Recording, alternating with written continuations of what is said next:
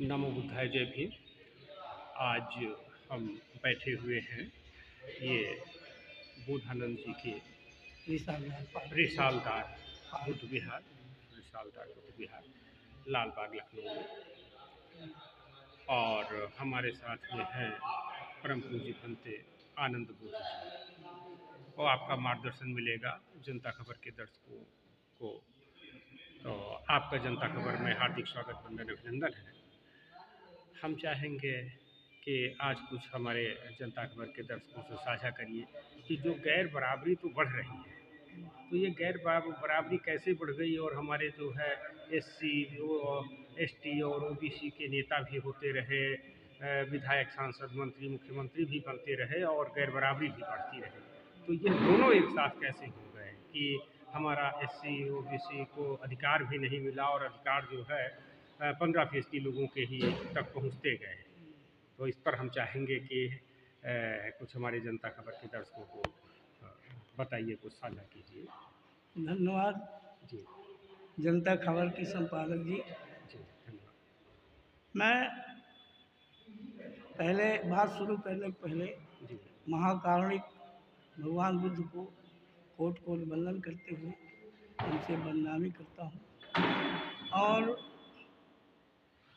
जितने भी बहुजन संत महापुरुष हुए हैं जी उनको याद करते हुए जी उनके चरणों पर भी कोट कोट बदनामी।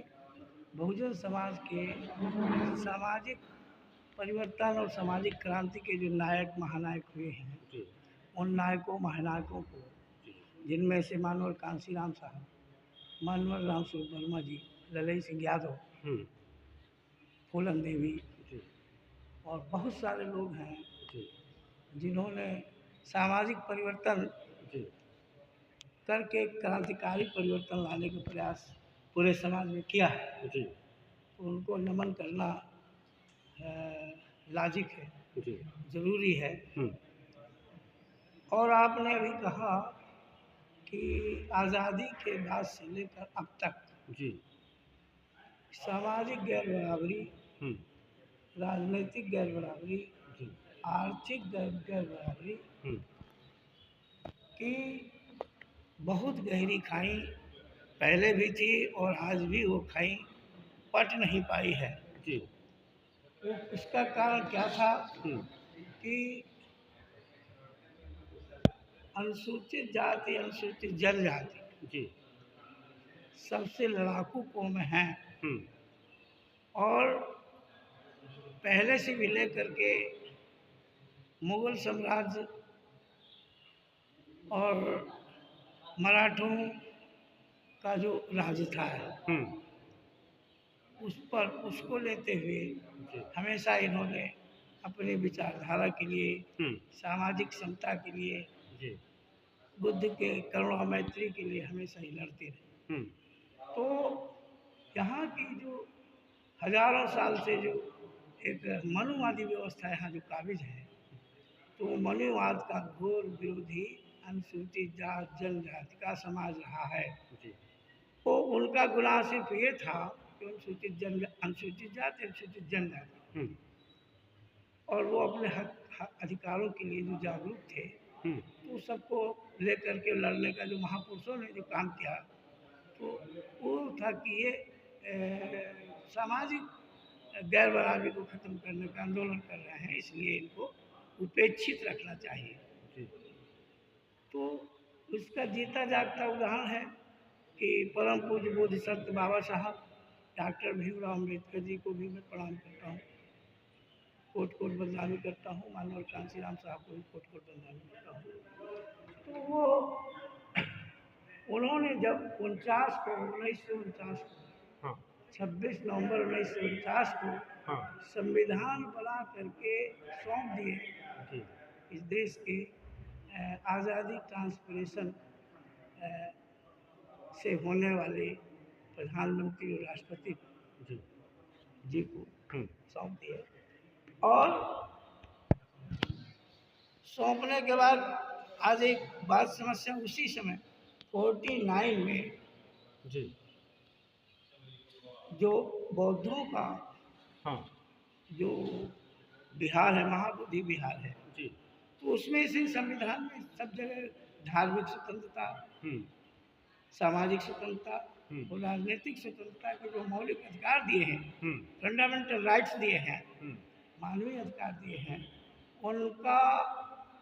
उनको नज़रअंदाज करते हुए इस देश के सत्ताधीशों ने उनको नज़रअंदाज करके 50 में संविधान भी लागू कर दिया।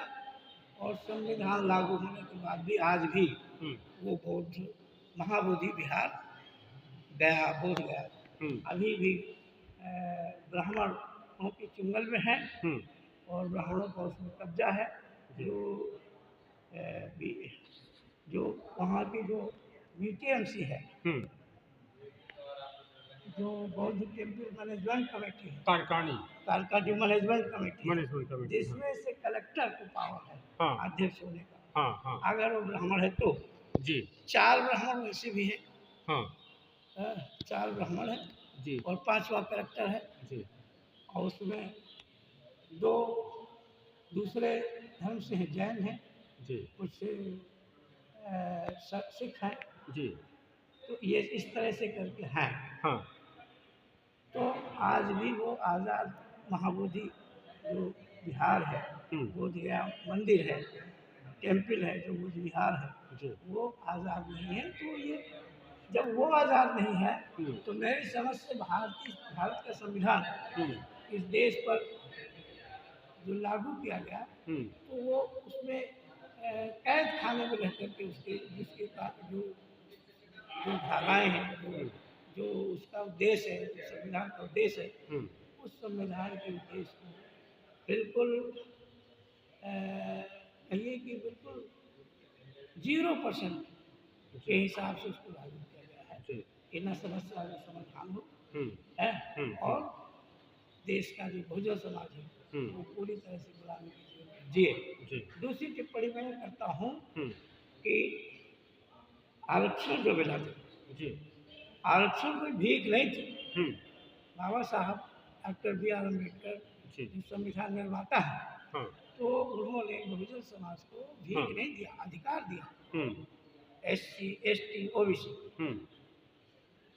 और उस आरक्षण को जैसे दिया गया, जैसे लागू किया गया, औने पौने थोड़ी परसेंटों में लागू किया, पूरी तरह से तो आरक्षण आज भी पूरा नहीं हुआ। तो उसमें से उसी समय आवाज़ आने लगी कि अनुसूचित जात जनजात के लोग गवर्नमेंट के दबान है, भारत सरकार की दबान है। इतनी ईर्ष्यालु बात आने लगी और वो 1925 का जो RSS की स्थापना हुई तब से लेकर के अब तक उनके हृदय में ये जो ईर्ष्या है, ज्वेलसी है, जो नफरत है, वो नफरत की आग बुझी नहीं है, बढ़ती चली गई और आज आरक्षण समाप्त होने की स्थिति में है। अनुसूचित जात, अनुसूचित जनजात का जो आरक्षण है वो समाप्त सा ही है। जी पन्ने नहीं अलग किए गए, पन्ना जुड़ा है और एक झटके में ऐसा निकला हुआ पन्ना है कि किसी समय आरक्षण खत्म जी। तो इसका पूरे दोषी है जो राजनीतिक आरक्षण से जी, जो हमारे माननीय सांसद जो संसद में 131 सांसद जीत करके जाते हैं वो मुँह पर पट्टी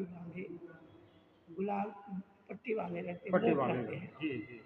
और वो एक शब्द भी नहीं, वो ऐसे चुप रहते हैं कि उनको जब जम्हाई है कि तभी वो मुँह खोलेंगे।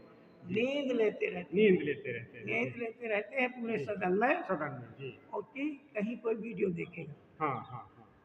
तो यह है हमारे आज़ादी से लेकर के अब तक के सांसदों का ये हाल और उसके पूरे दोषी है हमारे देश के संविधान निर्माता बाबा साहब डॉक्टर BR अम्बेडकर की प्रतिमा संसद भवन से हटा दी। तब भी वो माननीय जो सांसद हैं जो आरक्षित सीटों से जीत के जाते हैं, माननीय सांसदों के कानों में जू नहीं लगी,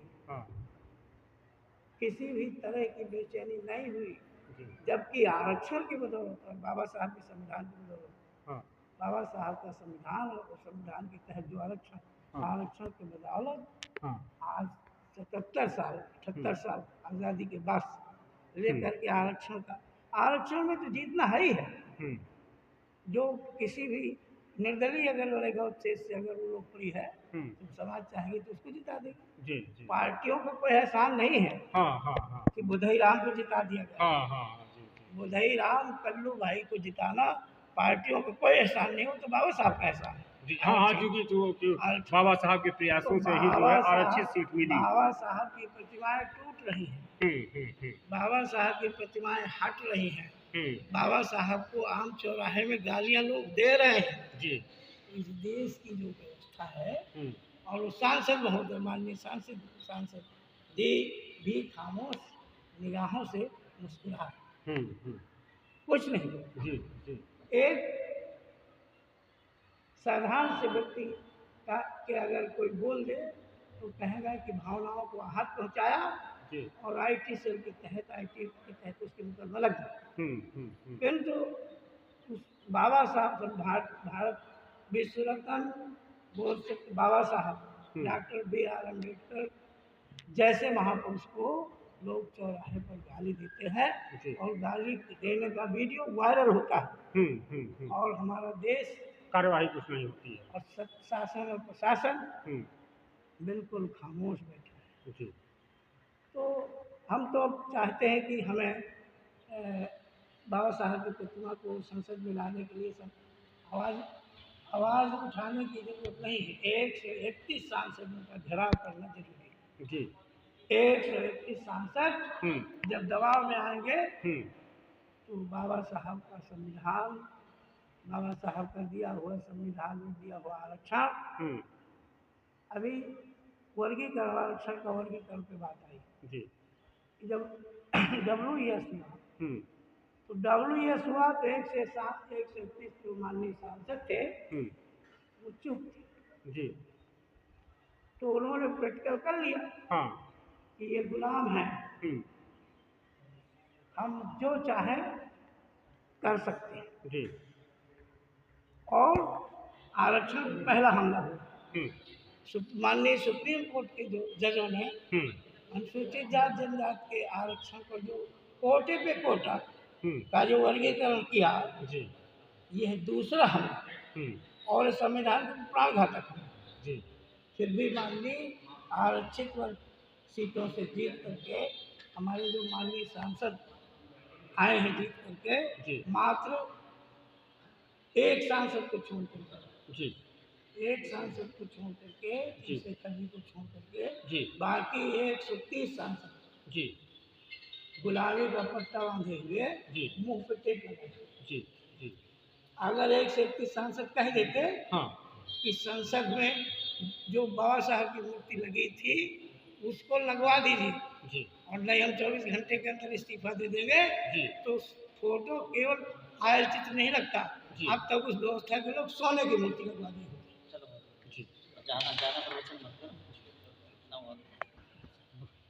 बहुत बहुत धन्यवाद। आपने हमारे जनता खबर के दर्शकों को जो है समय दिया, इसके लिए जो है बहुत बहुत धन्यवाद। मैं इन प्रकाश बौद्ध, आप सब देखते रहें जनता खबर। खूब लाइक कीजिए, कमेंट कीजिए, शेयर कीजिए, सब्सक्राइब कीजिए और इस पर अपना विचार व्यक्त कीजिए। धन्यवाद।